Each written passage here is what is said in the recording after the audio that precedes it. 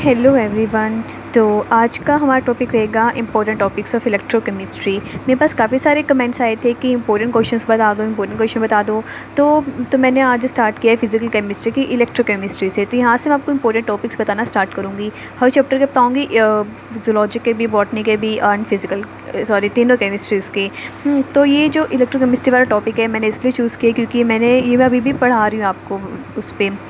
मैंने काफ़ी सारी वीडियो डाली है, तो इसलिए मेरे को लगा सबसे पहले उसी की बता देनी चाहिए।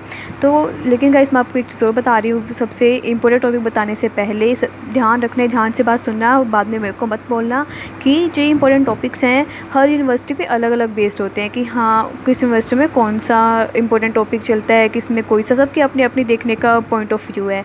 तो मैं आपको सिर्फ ये बताऊँगी कि इंपॉर्टेंट टॉपिक्स क्या हो सकते हैं, वरना अगर ये मत कहना कि अगर पेपर में नहीं आया तो कभी आप लोग मुझे ब्लेम करने लग जाओ कि मैंने बताया था, ऐसा कुछ नहीं होगा।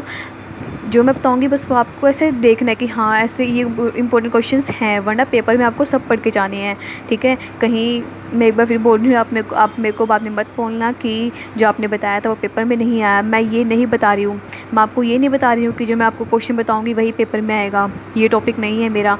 मैं आपको सिर्फ ये बताऊँगी कि इलेक्ट्रोकेमिस्ट्री में कौन कौन से ज़्यादा इंपॉर्टेंस रखने वाले टॉपिक हैं या कौन से ज़्यादा वेटेज वाले टॉपिक हैं। ठीक है, तो स्टार्ट करते हैं।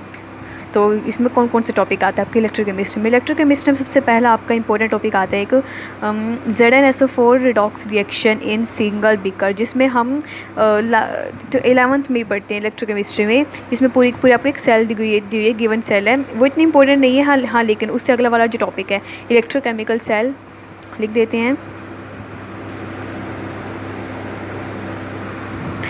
इलेक्ट्रोकेमिकल सेल या फिर गैल्वेनिक सेल या वोल्टेइक सेल इसे बोला गया है। ठीक है, एंड एक चीज़ और, मेरे पास गाइज मॉडर्न की बुक है केमिस्ट्री की, तो मैं उसमें से आपको देख के आपको बता रही हूँ। अदरवाइज़ जो प्रदीप्स की बुक होती है उसमें काफ़ी ज़्यादा दिया होता है, तो इसमें मेरे को काफ़ी कन्फ्यूज़न हो जाती है, इसलिए मैं मॉडर्न की बुक से ही आपको ये इंपॉर्टेंट क्वेश्चन बता रही हूँ। और रही बात किसी और बुक की, तो मेरे अकॉर्डिंग जैन यूनिवर्सिटी में या फिर रोहतक यूनिवर्सिटी में MDU में या फिर CDLU में, इन सब में KUK में भी आई थिंक, इन सब में आई थिंक मॉडर्न की बुक ज़्यादा प्रेफर की जाती है according to me.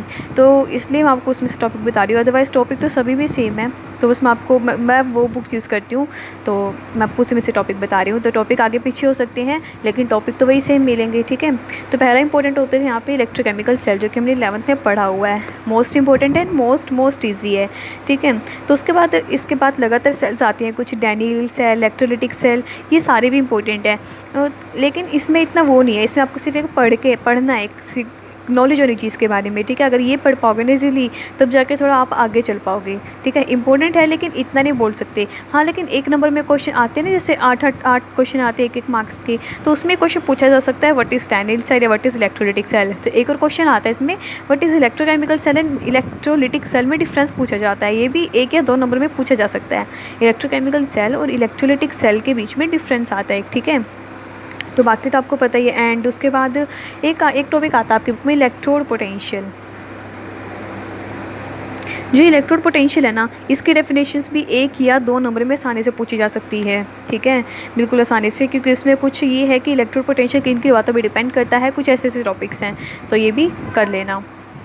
Then third topic आता है इसके अंदर, जैसे इसके बाद आपकी बुक में है EMF वगैरह जो आपको निकालनी आती है। EMF कैसे निकालते हैं, E of cathode minus E of anode. उसके बाद सबसे इंपॉर्टेंट टॉपिक जो मोस्ट इंपॉर्टेंट है, जिसे आपको बिल्कुल भी स्किप नहीं करना है, इट्स अ रिवर्सिबल सेल या फिर इलेक्ट्रोड्स। ठीक है, जो कि मैंने इस पर एक अलग से वीडियो बनाई है, पूरी एक वीडियो उसी पे बनी है, रिवर्सिबल इलेक्ट्रोड्स पे, जिसमें सबसे इंपॉर्टेंट टॉपिक है जिसके अंदर हम 3 तरह की इलेक्ट्रोड्स पढ़ते हैं। और उसमें जो थर्ड वाली इलेक्ट्रोड होती है उसके अलग अलग पार्ट्स होते हैं, है ना, वही पढ़ा था ना हमने, बिल्कुल सही। तो ठीक है, ये हो गया हमारा सबसे इंपॉर्टेंट टॉपिक अब तक का। उसके बाद एक और टॉपिक आता है आपकी बुक में, स्टैंडर्ड इलेक्ट्रोड पोटेंशियल, जिसे हम E0 से डिफाइन करते हैं। It's a standard electrode potential, ये भी मैंने एक इस पे वीडियो बनाई हुई है, स्टैंडर्ड इलेक्ट्रिक पोटेंशियल पे। एंड इसके अंदर क्या है, ये इतना इंपॉर्टेंट नहीं है, हाँ इतना ही पेपर में नहीं आ सकता, कोई वो नहीं है, लेकिन मैंने वही कहा कि हर यूनिवर्सिटी का अपना अपना तरीका होता है, तो वो डाल भी सकती है, क्योंकि इसमें जो है इस वाले टॉपिक में हम टोटल 4 सेल पढ़ते हैं, 4 तरह की। उन चारों सेल में से आपको कोई एक सेल भी पूछी जा सकती है इंडिविजुअली, ना कि वो आपको पूरा क्वेश्चन भी नहीं दे। ज़रूरी नहीं है कि आपको पूरा क्वेश्चन ही दे तब जाके आप उसके आंसर लिखो, क्या पता वो उन चारों सेल में से कोई एक सेल आपसे पूछ ली, ठीक है, और आपको पता भी नहीं होगा कि हाँ वो इसकी सेल पूछ रहा है आपको, ठीक है, ये बात आपको याद रखनी है। तो उनमें 4 सेल है, चारों बहुत अच्छे से पढ़नी है, और उनमें से कोई एक सेल आ भी सकती है, लेकिन अब तक तो शायद नहीं आई होगी, लेकिन वही दोबारा से बता रही हूँ कि इस यूनिवर्सिटी का कोई भरोसा नहीं है। और अब इस टाइम पे तो थोड़ा सिलेबस इजी कर दिया जाएगा, आई थिंक, अगर पेपर होंगे, हो भी सकते हैं, अदरवाइज़ लग रहा है, अगर वैसे काफ़ी सारी यूनिवर्सिटी ने तो प्रमोट भी कर दिए हैं बच्चे, लेकिन हो सकते हैं पेपर अगस्त या सितंबर में जाके हो सकते हैं पेपर, ज़रूरी नहीं है कि ना हो। तो 4th सेमेस्टर वालों के लिए की बात कर रही हूँ मैं, तो उसमें थोड़ा इजी पैटर्न रहने वाला है आपकी बार अगर पेपर होगा। तो ये जो इनोट वाला टॉपिक है ना, ये बहुत ज़्यादा ईजी है, बहुत ज़्यादा ईजी है, तो इसमें से कोई एक सेल पूछे जा सकती है, वो भी क्या पता 3 या 4 मार्क्स में पूछ ले सीधा, क्योंकि पेपर का वेटेज वो काफ़ी होने वाला है, ईजी होने वाला है इस टाइम, ठीक है। तो उससे अगला टॉपिक देखते हैं। इससे अगला टॉपिक आता है हमारे में इलेक्ट्रोकेमिकल सीरीज़। मैं लगातार चल रही हूँ, अगर आपके पास मॉडर्न की बुक है तो आप खोल लेना। इलेक्ट्रोकेमिकल सीरीज़, इस सीरीज़ में सबसे इंपॉर्टेंट बात ये है, एक तो पहली बात तो हमसे कोई टेबल पूछने वाला है नहीं, ठीक है, कोई हमसे ये नहीं पूछेगा कि आप सीरीज़ बताओ। हाँ ये ज़रूर पूछा जा सकता है कुछ जगहों में कि कौन सा ऊपर आता है कौन सा नीचे आता है, ना कि पूरी पूरी टेबल लिखवाएगा। तो इसके अंदर है क्या, इलेक्ट्रोकेमिकल सीरीज़ में इसकी आती है एप्लीकेशंस, ठीक है, और ये एप्लीकेशंस वो 3 या 4 मार्क्स में ईजिली पूछ सकता है कोई भी, ठीक है, कौन सी एप्लीकेशंस। और इसके एप्लीकेशन 4 है, और क्या पता है चारों में से कोई एक भी पूछी जा सके, कि अब कोई सिंपल भी 1 मार्क्स में इन चारों की, इनमें जो एप्लीकेशन है वो टोटल 4 एप्लीकेशन है, उन चारों में से क्या पता कोई एक एप्लीकेशन 1 मार्क्स में पूछ ले, कि हाँ रीजनिंग क्वेश्चन आ सकता है, जैसे कि हाँ ऐसा बताओ ऐसा क्यों होता है, तो वो हमें ये अच्छे से पढ़ना पड़ेगा, ठीक है। इसके एप्लीकेशन बहुत इंपॉर्टेंट है, 4 ही है, ज़्यादा मुश्किल नहीं है, इस पर मैंने भी ये सबसे अलग वीडियो बनाई हुई है, ठीक है। तो उसके बाद एक हमारा सबसे इम्पोर्टेंट टॉपिक आता है एक और। अब आप सोच रहे होंगे मैंने सारे ही टॉपिक बता दिए, लेकिन गाइस जो ये इलेक्ट्रोकेमिस्ट्री वाला चैप्टर है, ये चैप्टर ही कुछ ऐसा है, इसमें हर पेपर में आप लास्ट के कितने पेपर उठा के देख लेना, आपको हर पेपर में हर अलग अलग क्वेश्चन दिखाई देंगे हर तरह के। तो इस चैप्टर में कुछ ये नहीं कह सकते कि हाँ ये आप छोड़ दो या फिर कुछ और, ऐसा कुछ नहीं है, ठीक है। तो अगला टॉपिक आता है relation between electrical energy and Gibbs free energy, ठीक है, ये टॉपिक आप, ये मैंने इस पर भी अलग से वीडियो बनाई है एक, तो ज़रूर देखना। इस टॉपिक में क्या है, इस टॉपिक में आपसे हर तरह की value delta G, delta H या डेल्टा एस की वैल्यू निकाली गई है। हमने यहाँ पे निकाली है डेल्टा ई के उसमें एनर्जी के साथ हमने यहाँ पे सबकी वैल्यू निकाली है, डेल्टा ई नहीं ई नॉर्मल इलेक्ट्रिकल एनर्जी। तो यहाँ पे हमने इन सब की वैल्यू निकाली है, सब सारी थर्मोडायनेमिक, ये हैं थर्मोडायनेमिक क्वांटिटीज़ है, इनकी हमने ई के साथ रिलेशन निकाला है। तो ये काफ़ी इंपॉर्टेंट है, इसमें आपसे क्या पता है कोई एक रिलेशन पूछ ले और बोल दे कि इसको डराइव करो, है ना, तो इस तरह की ये इंपॉर्टेंट है, ठीक है। देन आपकी बुक में अगला टॉपिक आता है सबसे important topic, it's a non-nest equation. Non-nest equation आपसे डायरेक्ट भी पूछी जा सकती है, और इसकी भी मैंने सबसे अलग वीडियो बनाई है, जस्ट अभी भी डाली है, तो वो आप ज़रूर देखना। नॉन-नेस्ट इक्वेशन सबसे इंपॉर्टेंट है, इसकी एप्लीकेशन सबसे इंपॉर्टेंट है, ठीक है। उसके बाद एक टॉपिक आता है आपके बुक में, आई थिंक है एक्टिविटी वाला टॉपिक, एक्टिविटी, जहाँ पे टॉपिक का नाम है concept of activity and activity coefficient. ये जो क्वेश्चन है ये आपसे 1 या 2 मार्क्स में पूछा जा सकता है, 1 और 2 मार्क्स में पूछा जा सकता है इजीली, कि इसकी डेफिनेशन बताओ या फिर एक्टिविटी का फॉर्मूला बताओ, ये सब चीज़ें, ठीक है। अब यहाँ पे आपने काफ़ी सारे मेरे पेपर्स देखे थे, आपने भी देखे होंगे काफ़ी सारे पेपर्स, तो उसमें एक क्वेश्चन तो पक्का आया हुआ है, कौन सा, कंसंट्रेशन सेल्स वाला।